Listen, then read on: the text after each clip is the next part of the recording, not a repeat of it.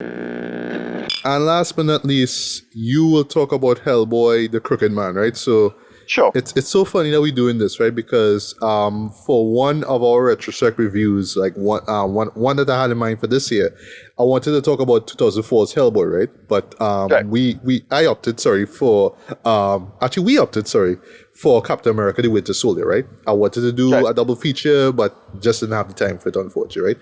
But yeah, just talking quickly, Hellboy, right? While I am not a fan of the books, the comic, just mainly because I just never sat down and read them, I Okay. do really enjoy the first two movies from Guillermo del Toro, right? You could tell that he was the perfect guy for the material. One thing I will always say about his duology of films, right? Hellboy, being the introduction to this world of Hellboy and the characters and whatnot.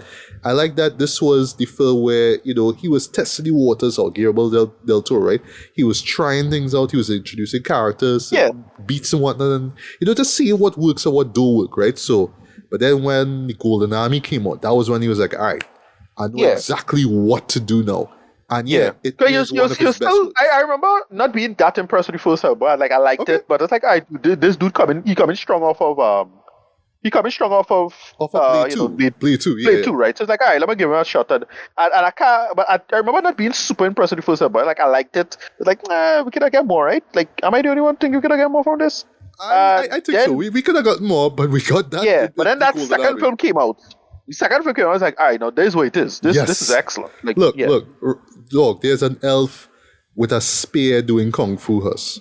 Yeah, it When I has. see that, I Just was like, really creative and this free. is my shit. And well, This is my shit. then for even though it could have make more money, but like to me, it just get to what I consider the apex of his like material, which is of course Pacific Rim. That's where you get today. Well, that's for me at least. But yeah, the second one I really liked. And it's a shame he didn't get more to do. Yeah. As it was. But So go ahead, answer me this question, right? Because all right, so I always like to make this joke that after he did the Hellboy films, he well, I think before Hellboy 2, he did Pan's Labyrinth, right? I think it was a year before, something like that, right? So because that film won an Oscar, like let me why doing Hellboy 2? This is beneath me. I want to win Oscars, man. I don't mind he do Pacific Rim right after that, which I really enjoy as well, right? But was he planning to do a Hellboy 3? I always try to figure out I think it was supposed to be. It's supposed to be. It was in the works. Like it had, Right. I forget. Those guys talked about it on. I forget. What do you call them? They had a whole thing about it. But I remember, like, they supposed to have some ideas for it. And I think that was the end.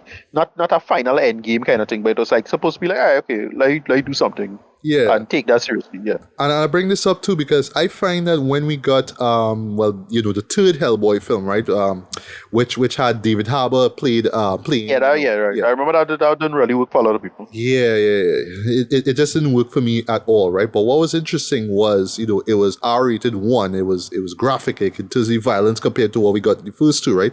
But then, because again, I'm not familiar with the comics, people would say, well, it's more accurate to how the books are, because I am aware of how dark the books are, dark in quotes, right? But I don't think it's dark. Yeah, you know what I mean?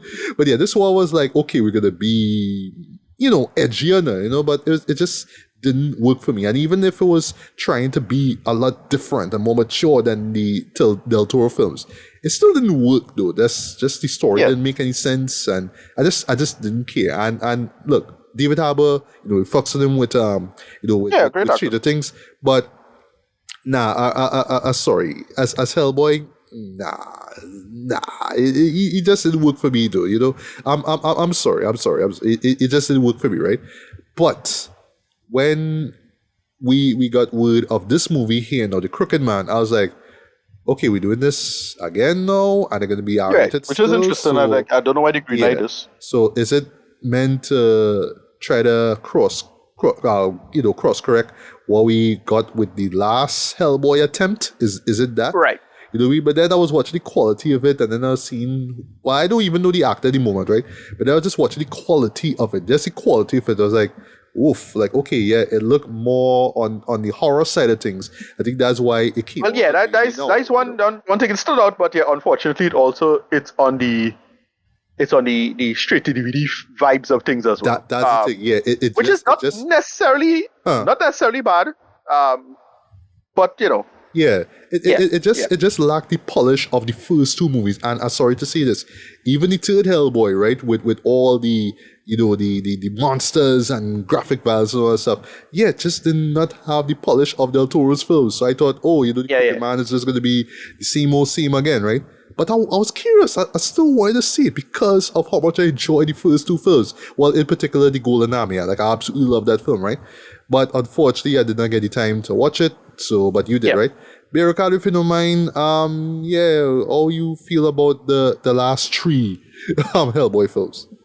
Yeah. Again, the first one didn't love it as much. Second one, great. Kind of a masterpiece if you think about it. And then, the David Harbour film just come and gone for me. I watch it and I just like almost immediately forgot it. I was like, yeah, we could do without this. Moving on. It's a shame the franchise can get more. It's a shame that Del Toro can do more with it. But it's as is. But this new one is so again, I'm not a Hellboy comics guy. I think this one is a limited series adaptation for in the Hellboy storyline. So that's a whole horror thing, and they decide to go with that. And this one is it's based in the 1950s.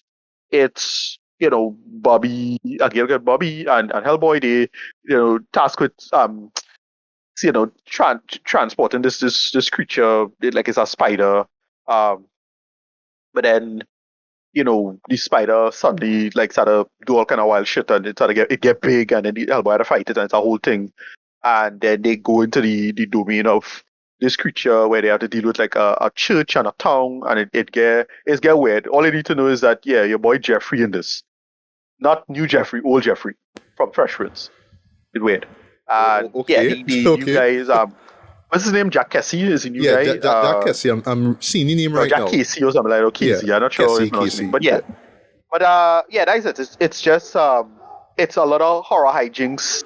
It's a little bit of a mess. It kind of all over the place. But what it does, it bounces off all these ideas of the corruption of this church. Well, not really corruption, but you'll see what happens. A girl's soul is involved. Hellboy has to get into like all kind of weird stuff about it. Well, they talk about the Crooked Man and something involving a lucky bone that is like a kind of a little MacGuffin as well. And then they had to fight it like a demonic snake, and it is little scattershot. It like I think it takes all of the Crooked Man limited series, but I never read that. But it puts it together and kind of squeezes a lot, and it is one of those. It feels like one of those 10 pounds of shit, 5 pound bag scenarios, right? Where they just put a bunch of ideas, but none of it can really fit in the time period allotted. Like if this should have probably been in the camp of probably been like a little 6-episode run or something like that. And that's about it. I didn't love this, but I didn't hate it. I can see people hating it.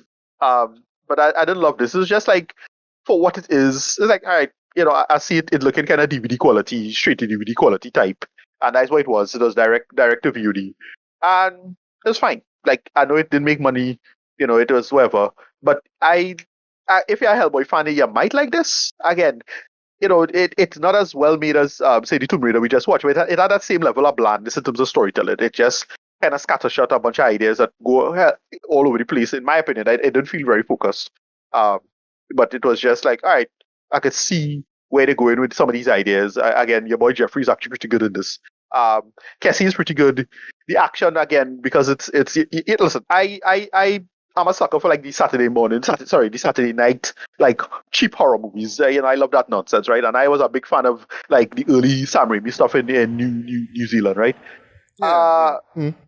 It's that. It's on the level of Xena. If you enjoy it in that sense, or you remember Andromeda or these these cheapo kind of stuff, I don't mind like stuff being like that again. Like one of the problems with a lot of modern cinema, especially in the last decade or so, was that they suck up all the oxygen in the room in terms of like the material. And if they were making smaller stuff and it gave people smaller work and the industry could have breathed, then it would have been fine. But we don't really get that. It is just too much That is because of streaming services, whatever it is. So stuff like this is welcome. Like I don't mind cheapo stuff like this. But the end of the day, our reason why it's cheapo stuff like this. The quality not that great. And but it's to me where people kind of cut the teeth, and that's why I kind of more appreciate this. And it have heart. Like that's why it work. Like it's fine. Like I think this is better than the last one. In my humble opinion. But I couldn't get myself super into it. It's fine. That's how I feel about it. Yeah, rating 5 out of 10. Like it's not really worth talking about it too much. It's not in depth or talking about. Like it's just in and out. It's short run time.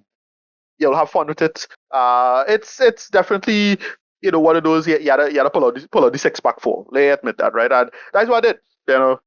Me with my couple of gyros and about I had my 6 pack of stag, and I just chill out on a Friday and just watch this out and pick this up. And that's how I felt about it. It was didn't super love it, but it was just like that's what it was for me. Like it's in and out. Yeah, rating 5 out of 10. You'll have fun with it. You might, but you had to get drunk. It was just, there's me Friday night chilling with gyros and the 6 pack, and I was like, yeah, I had fun with this. I dug it. After I do my research and I did I write my little chapter and I get my little work done and I just run this on, and this was surprisingly relaxing, vibe. It was cool. I don't have a problem with Okay, this. I'll check it out. I mean, maybe not this month, i.e. spooky season, but I'll check it out because I am. Yeah. Like I did. I was going in expecting something really bad. Like I think the last Hellboy movie was kind of bad. Like I remember that being bad. So this one is like, all right, let me just give it a leeway. I'll probably give that a rewatch if I can find time. I'll give that a rewatch and see how that was. Like again, couple of gyros and a couple of gyros and some beers and see how I feel about that one if it's better in my head. But that one I took a lot more seriously, thinking it's going to be something serious, a lot better, and it ended up being just so low budget and so crappy looking. And like, all right, well, moving on. But this one I treated for what it was, and I enjoyed it a lot more than that one. So that's about it. Yeah, if I just have one last question, right? Now I'm wondering now that we 2 for 2 as far as 2 PG-13 Hellboy films and now 2 R-rated Hellboy films, right? Is it that we should just embrace the R-rated Hellboy now? Because sorry, like if you call yourself a fan of superhero films, you kind of should. Well, maybe not should, but we most of us have a kind of soft spot for the Del Toro films, right? Like those films. So I mean, so much. But is it that the R-rated approach is the better of the two now? No, that's not the problem, is that, look, sorry to say it, but like Del Toro is like just a much better filmmaker than everybody involved. That's the problem. True. Del Toro, you need somebody, sorry to say it, when you have this goofy nonsense, you need really good craftsmanship to sell this goofy nonsense. That's the problem, right? So it's either you're on the top level, the best of the best, you get the best of the best to do this, or you get the half-ass kind of way. But once you middle it, they don't work at all now. Sorry to say it, but that's it. You gotta sell this goofy nonsense now. And that's the problem. Del Toro just have such a good vision and there's a good just skill behind the camera. He'll give you a good product, all things considered. Like I'm sure if he made this, it would be kind of a masterpiece. Well, I don't know. Like time will tell, right? I don't know. Whatever. But that's how I feel about this kind of stuff. So like it's whatever.